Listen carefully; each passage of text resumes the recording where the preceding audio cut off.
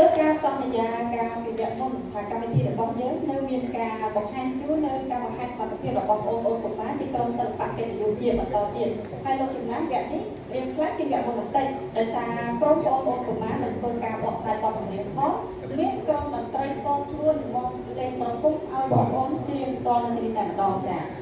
ដែលបងប្អូនកុមារមកពីសាលាតន្ត្រីសម័យសុខវ៉ានឹងធ្វើការបកស្រាយនៅបទចម្រៀងចំនួន2បទបទទី1មានចំណងជើងថាអអសាទរទិវាបើកមហោស្រពតន្ត្រីនៅកុមារ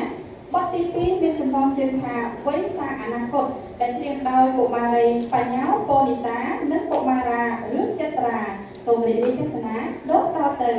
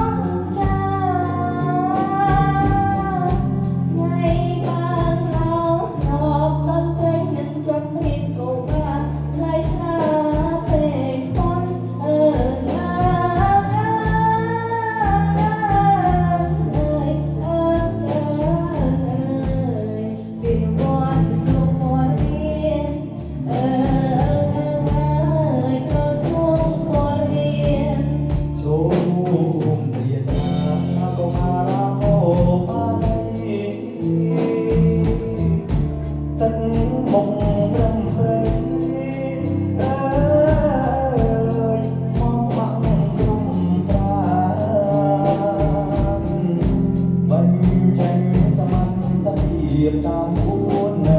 លំអានដំដើមយក